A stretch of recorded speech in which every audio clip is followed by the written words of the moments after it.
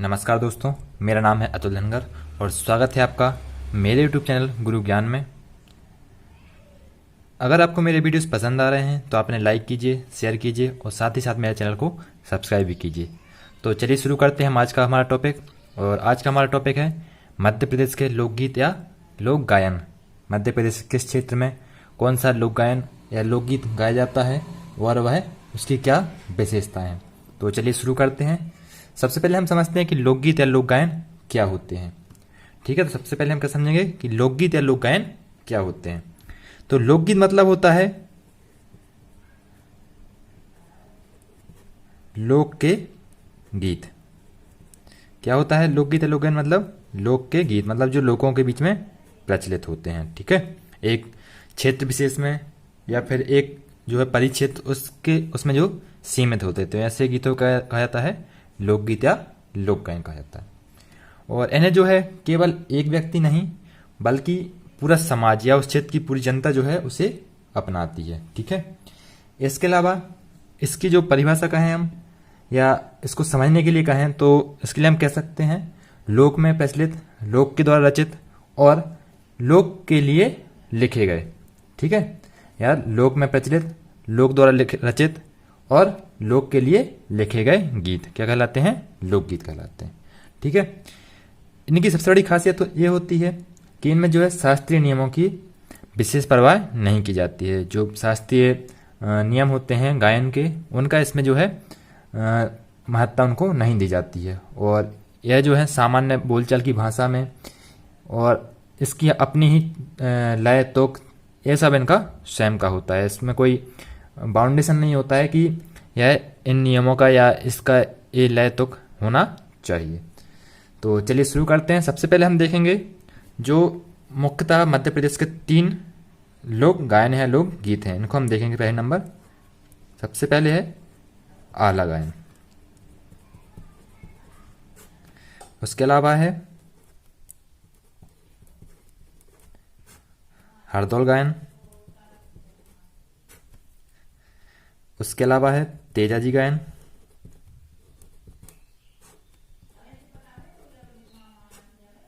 और इसके अलावा है संत सिंगाजी गायन।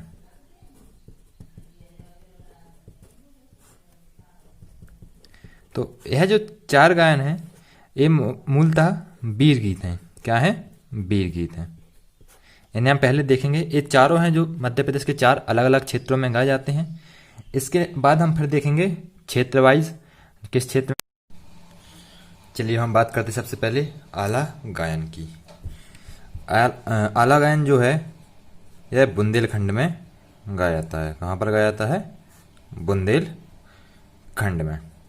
ठीक है दोस्तों, इसके अलावा जो है यह चौमासी में गाया जाता है। कब गाया जाता है? चौमासी में गाया जाता है और ढोल नगाड़ों के साथ गाया जाता है। ढोल नगाड़ों के साथ में यह गाया जाता है। ठीक है दोस्तों, और इसकी जो गायन शैली होती है उसमें यह उच्च स्वर में गाया जाता है। और इस गायन में जो है आला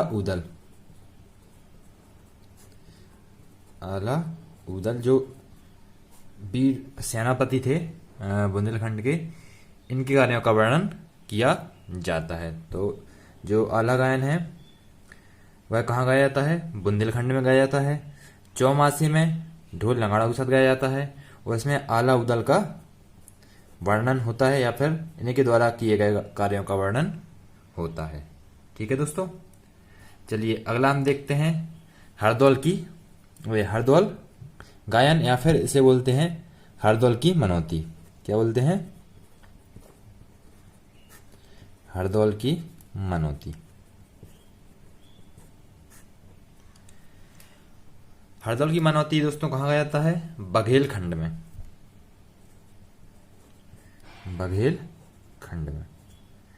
बघेलखंड में देखा था कहाँ पर होता है? जो सतना, सीधी, सिंगरौली वाला जो क्षेत्र होता है वह क्षेत्र होता है बघेलखंड। ठीक है, और यहाँ पर क्या गाया जाता है? हरदौल की मनौती। ठीक है, कब गाया जाता है? तो यह गाया जाता है विवाह के अवसर पर।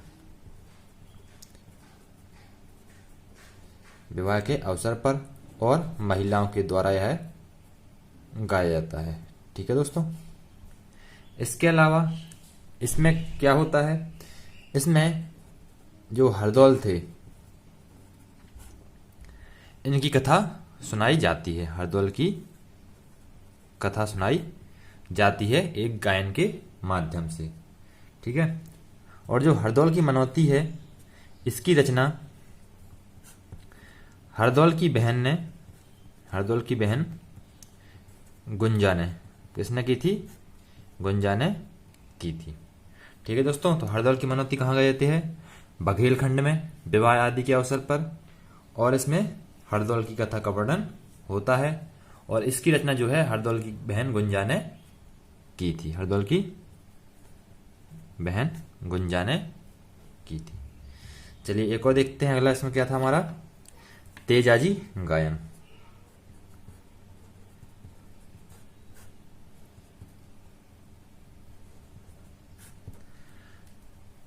तेजाजी गायन जो है यह मालवा में गाया जाता है। यह जो तेजाजी गायन है यह कहाँ का लोकगीत लोक गायन है? मालवा का। ठीक है, और यह जो है मंच पर गाया जाता है। इसका अलग से मंच बनाकर जो है 7 से 9 दिन तक इसका पूरा प्रोग्राम चलता है और इसमें यह गाया जाता है। इसमें जो तेजाजी हुए हैं तो इनके किए गए कार्यों का वर्णन होता है। तेजाजी कार्यों का वर्णन जो है तेजाजी गायन में किया जाता है और यह मालवा में गाया जाता है। चलिए अगला देख लेते हैं एक और हमारा।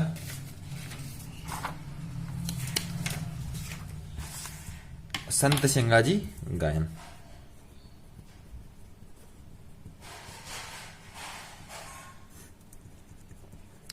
संत सिंगाजी। ठीक है दोस्तों, तो यह जो है नेवाड़ में गाया जाता है। नेवाड़ क्षेत्र जो है, इसमें नेवाड़ क्षेत्र जो हमारा आता है खंडवा, खरगोन, बड़वानी वाला जो क्षेत्र होता है, इस वाले क्षेत्र में सिंगाजी गायन प्रसिद्ध है। ठीक है, और यहाँ जो है यह धार्मिक मान्यताओं का प्रमुख जो है गीत है।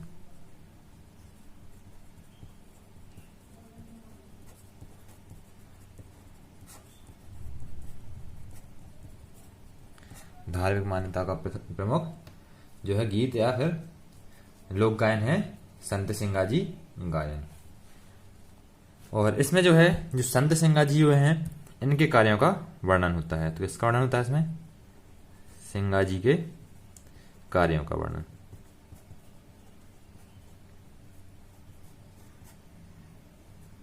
संत सिंगाजी में जो है सिंगाजी के कार्यों का वर्णन होता है और इसे जो है पश्चरी भी कहा जाता है। अन्य नाम क्या है इसके? पश्चरी।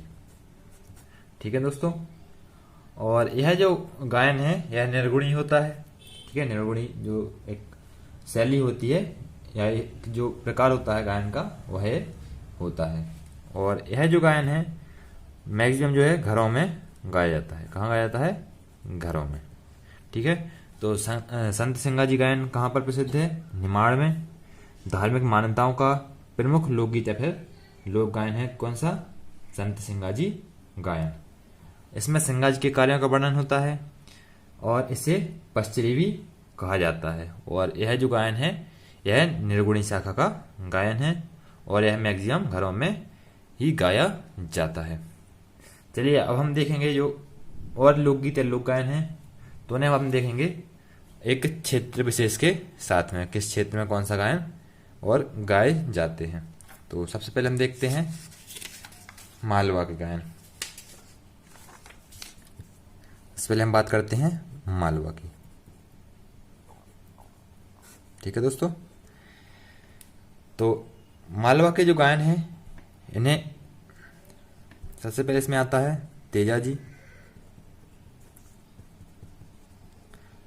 तेजाजी गायन हम देख चुके हैं।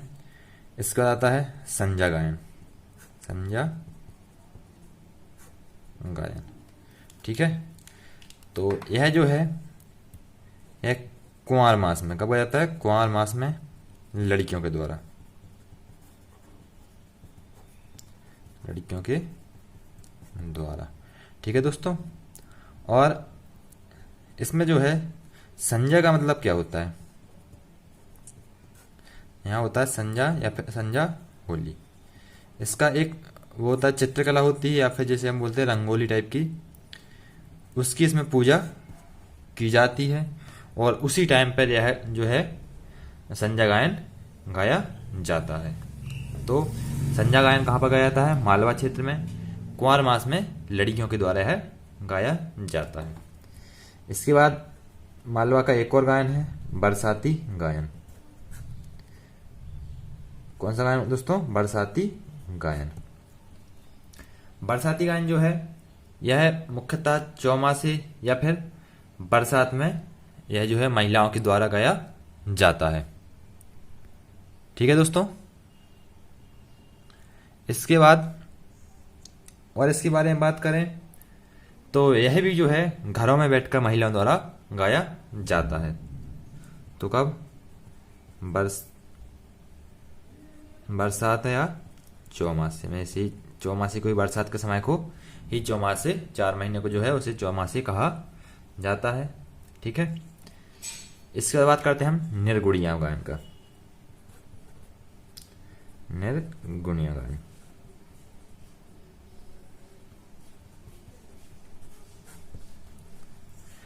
निर्गुणिया गायन की बात करें तो यह जो है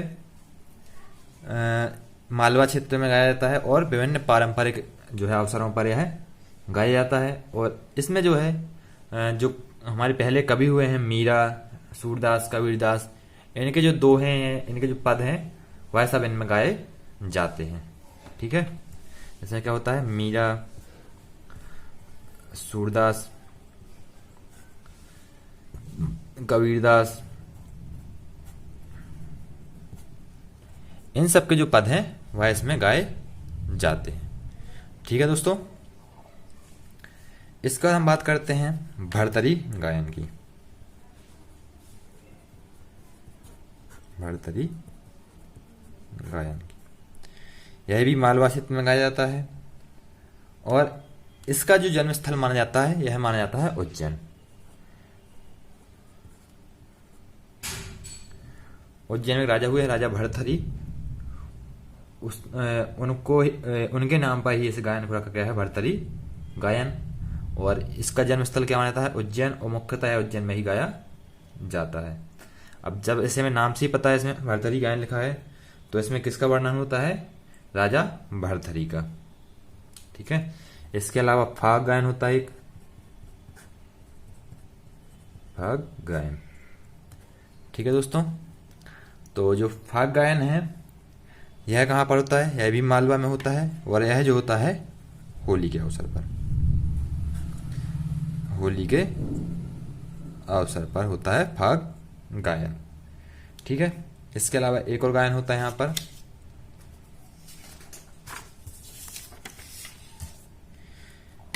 हीड़ गायन।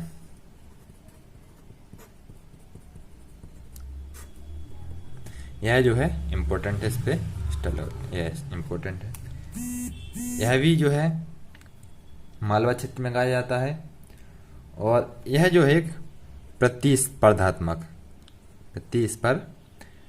जो है यह गायन है, प्रतिस्पर्धा वाला गायन। यह जो ये गायन है यह प्रतिस्पर्धात्मक गायन है और यह भी जो है सावन के महीने में गाया जाता है। कब गाया जाता है, सावन के महीने में। इसमें 2 पक्ष होते हैं या 2 ग्रुप बनाकर इसको गाया जाता है सवाल जवाब के रूप में। तो हमने मालवा में अभी तक कौन से देख लिए हैं, तेजाजी गायन, संज्ञा गायन, बरसाती गायन, इसके अलावा निर्गुणिया गायन, भरथरी गायन, फाग और हीड़ गायन। अब चलिए जो है मालवा के गीतों को याद रखने के लिए, लोकगीतों को याद रखने के लिए एक ट्रिक देख लेते हैं। इसमें है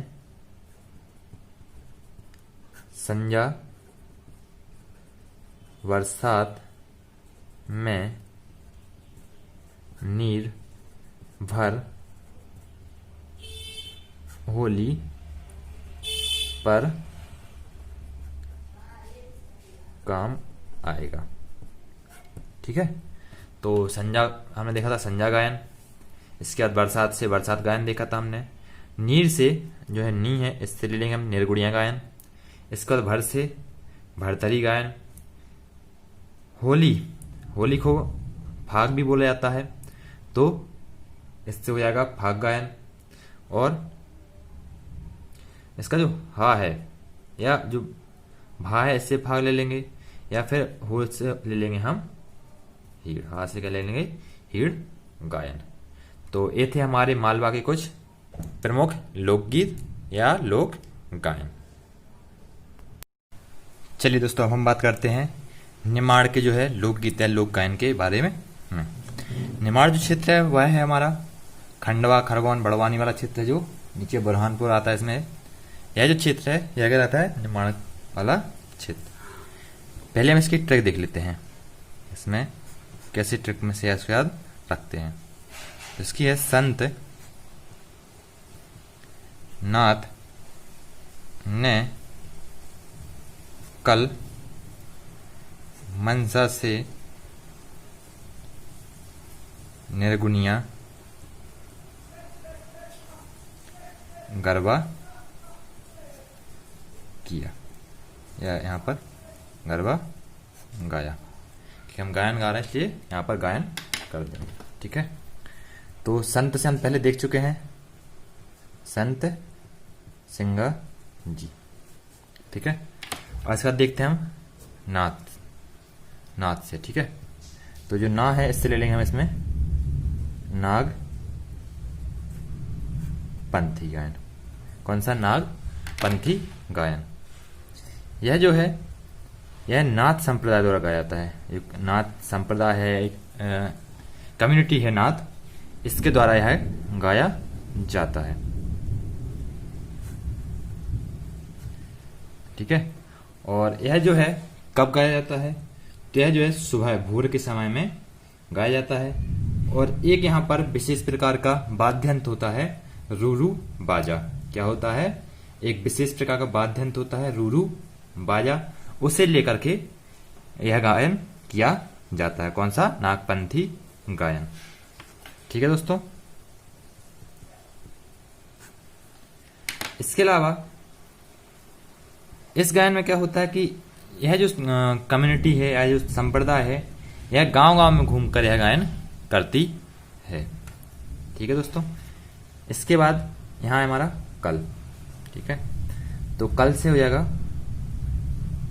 कलगी तुर्रा। क्या हो गया, कलगी तुर्रा गायन। ठीक है, यह भी निमाड़ का एक प्रमुख गायन है, और यह जो है प्रतिस्पर्धात्मक गायन है। इसमें जो है दो पक्षों के बीच में सवाल जवाब के रूप में या फिर दो पक्ष लेकर के इसमें गायन करते हैं। ठीक है, तो कलगी तुर्रा कैसा है, प्रतिस्पर्धात्मक। ठीक है, प्रतिस्पर्धात्मक गायन है। इसमें जो है दो पक्षों के बीच में गाया जाता है, दो पक्षों के बीच। ठीक है, दो पक्षों के बीच में यह गायन गाया जाता है, और यह जो है चांग की थाप पर गाया जाता है। इसकी चांग की थाप पर यह गायन किया जाता है, और रात भर इसमें जो है व्यक्ति गायन करते हैं। तो हम पहले देख लेते हैं चांग क्या है। तो चांग एक वाद्य यंत्र है। क्या है, चांग एक वाद्य यंत्र है। ठीक है, और इसमें जो है इसका जो टॉपिक होता है या किस चीज पर गाया जाता है, तो यह है किसी भी कथा का इसमें गाकर वर्णन किया जाता है। ठीक है, इसके बाद हम बात करते हैं मसांड्या गायन की। मसांड्या गायन की। ठीक है दोस्तों, मसांड्या गायन की। तो मसांड्या गायन जो है यह जो व्यक्ति की मृत्यु पर गाया जाता है। कब गाया जाता है, व्यक्ति की मृत्यु पर और शमशान घाट में। शमशान घाट में यह जो है व्यक्ति की मृत्यु पर गाया जाता है, और इसमें जो है व्यक्ति की जो है नश्वरता, हमारा जो शरीर है इसकी नश्वरता और जो हमारी आत्मा है इसकी अमरता का जो है वर्णन किया जाता है। तो मसाण्डे गायन कहाँ पर गाया जाता है? निमाड़ में। व्यक्ति की मृत्यु पर शमशान घाट में गाया जाता है। और इसमें जो हमारे शरीर है इसकी नश्वरता और आत्मा की अमरता का वर्णन होता है। ठीक है, अगला देखते हैं हम गरबा गायन। कौन सा गायन? गरबा गायन। गरबा गायन, गरबा नृत्य भी होता है, गरबा गायन भी होता है। ठीक है, तो गरबा गायन कब होता है? इससे हमें पता है कि गरबा तो नवरात्रि के टाइम पे होता है, तो गरबा गायन भी नवरात्रि के टाइम पर ही होता है। और गरबा जो है मुख्यतः महिलाओं द्वारा किया जाता है। किस द्वारा किया जाता है? महिलाओं द्वारा। महिलाओं द्वारा गरबा किया जाता है, गरबा गायन। इसके अलावा एक और होता है यहाँ पर गरबी गायन। इस प्रकार गरबा होता है उस प्रकार गरबी गायन भी होता है। यह भी नवरात्रि के टाइम होता है, नवरात्रि के समय ही होता है ये भी। और यह जो है पुरुषों द्वारा किया जाता है। किसके द्वारा किया जाता है? गरबी पुरुषों द्वारा गायन किया जाता है। इसके अलावा एक और है यहाँ पर गबलन, गबलन गायन। तो गबलन गायन जो है यह किया जाता है होली के टाइम पर, होली के समय पर यह जो है गबलन गायन किया जाता है। तो ये देखे हमने निमाड़ में कौन कौन से देखे हमने? पहले हमने इसकी ट्रिक देखी थी, संतनाथ ने कल मनसा से निर्गुणिया गरबा गाया। तो गरबा से फिर जो आखिरी में गा है उससे गरबी भी ले लेंगे और गबलन भी ले लेंगे। तो संत सिंगा जी गायन होता है निमाड़ में। इसके अलावा नागपंथी, कलगी तुर्रा, मसाण्ड्या, गरबा, गरबी और गबलन गायन कहाँ पर होते हैं? सब निमाड़ क्षेत्र में होते हैं। चलिए अगला देखते हैं हम। अब हम बात करते हैं बुंदेलखंड के लोकगीत या लोक गायन के बारे में। तो मध्य प्रदेश सबसे पहले है भोला, या ऐसे बोलते हैं बम्बुलिया भी, भोला या बम्बुलिया गायन। ठीक है दोस्तों, तो यह जो भोला या बम्बुलिया गायन है यह शिवरात्रि के टाइम पर कब गाया जाता है? शिवरात्रि के समय पर, या फिर सावन के महीने में। कब गाया जाता है? सावन माह में। ठीक है, और मुख्यतः यह जो है सावन के महीने में कांवड़ियों के द्वारा गाया जाता है। जो कांवड़िए नदियों से जल लाकर शिव जी को अर्पित करते हैं उनके द्वारा यह जो है गायन किया जाता है। इसके बाद है बेरायता गायन, बेरायता गायन। और यह जो है यह भी प्रतिस्पर्धात्मक गायन है। कैसा गायन है? प्रतिस्पर्धात्मक। इसमें जो है दो पक्ष होते हैं, दो पार्टी होती हैं इसमें, और वो सवाल जवाब के रूप में से गायन करते हैं। और इसमें जो है धार्मिक कथा या फिर जो है किसी पौराणिक कथा का इसमें गायन किया जाता है। तो बेरायता गायन कैसा गायन है? प्रतिस्पर्धात्मक गायन है। यह बुंदेलखंड में गाया जाता है। इसके बाद है देवारी गायन, देवारी, या इसे स्थानीय भाषा कहा जाता है देवारी गायन, देवारी गायन। ठीक है, इसमें क्या होता है? यह जो है दोहों पर आधारित है। किस पर आधारित है? दोहों पर आधारित है। और यह जो है बुंदेलखंड में प्रमुखता से गाया जाता है। इसमें भी जो है दो पक्ष होते हैं और यह दोहों में सवाल जवाब के रूप में यह गाते हैं। ठीक है, इसमें जो है भक्ति वीर रस के जो है दोहे गाए जाते हैं। राधा कृष्ण के प्रेम प्रसंग के जो है दोहे इसमें गाए जाते हैं। और इसके साथ जो है साथ में द्रुत नृत्य भी किया जाता है। तो दिवाली जो है बुंदेलखंड का प्रमुख गायन है। इसमें दो पक्ष होते हैं और दोहों में सवाल जवाब करके यह गायन किया जाता है। इसमें भक्ति, वीर रस और राधा कृष्ण के प्रेम प्रसंग के जो है दोहे गाए जाते हैं। अगला देखते हैं। अगला है जगदेवा गायन। जगदेवा गायन, ठीक है। तो जगदेवा क्या है? यह नवरात्रि के समय पर गाया जाता है। कब गाया जाता है? नवरात्रि के समय, ठीक है। और यह जो है नवरात्रि में जो देवी की आराधना होती है इससे संबंधित है। देवी की आराधना से संबंधित है, ठीक है दोस्तों। और इसमें जो है स्त्री और पुरुष दोनों ही इसका गायन करते हैं, ठीक है। इसके अलावा बुंदेलखंड के कुछ अन्य हैं, उनमें देख लेते हैं। अन्य गायन में देख लेते हैं कुछ। जैसे अन्य होता है एक शैर गायन,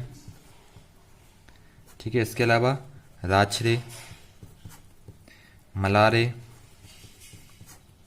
इसके अलावा आता है और बिलावरी और चौकड़िया और भाग, ठीक है। यह सब जो गायन है यही बुंदेलखंड में किए जाते हैं। इसके अलावा हमने एक पहले देख लिया था आल्हा गायन, यह हमने वीडियो के स्टार्टिंग में ही देख लिया था। इसके अलावा हम बात करते हैं जो है बघेलखंड के गायन के बारे में। किसकी बात करेंगे? बघेलखंड के गायन।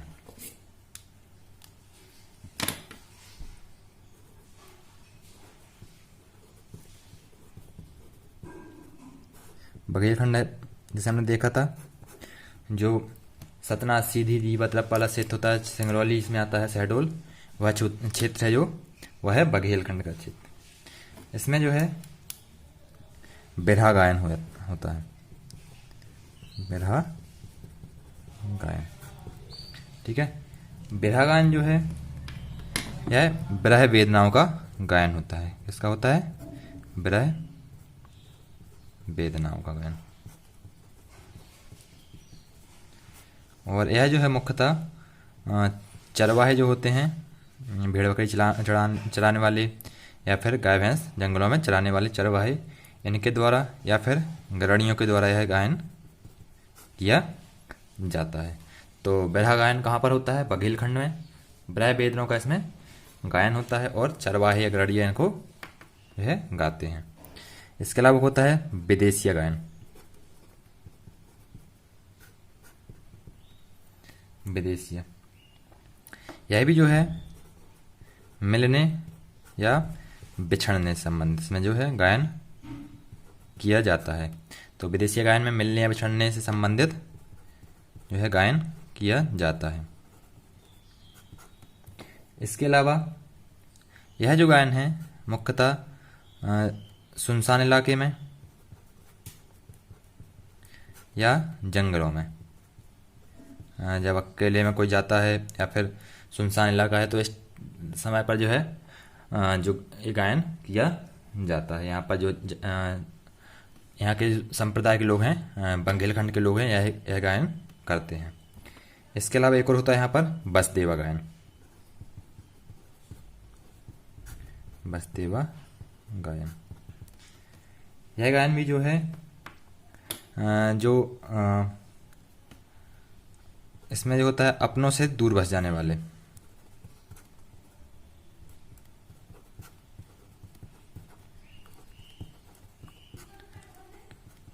इस गायन में क्या होता है? अपनों से दूर बस जाने वालों का जो है वर्णन होता है। कोई अपना घर छोड़ के चला जाता है तो उन सब का इसमें वर्णन होता है। और इसमें जो है श्रवण कुमार की या राम कथा या फिर कर्ण कथा, इन कथाओं का इसमें जो है गायन किया जाता है। जब श्रवण कुमार की मृत्यु जाती थी उसके बाद जो होता है उसका गायन, या फिर रामचंद्र जी के जो है वनवास जाने के बाद जो होता है उसका गायन इसमें किया जाता है। इसके अलावा यहाँ पर होता है हरदौल की मनौती, जो हम पहले ही देख चुके हैं। तो बघेलखंड में कौन कौन से गायन होते हैं? बिरहा गायन, विदेशिया गायन, बसदेवा गायन और हरदौल की मनौती। तो ये थे मध्य प्रदेश के कुछ प्रमुख लोकगीत या फिर लोक गायन। ठीक है, अगर आपको मेरे वीडियोस पसंद आ रहे हैं तो आप इन्हें लाइक कीजिए, शेयर कीजिए और साथ ही साथ मेरे चैनल को सब्सक्राइब भी कीजिए। Thank you.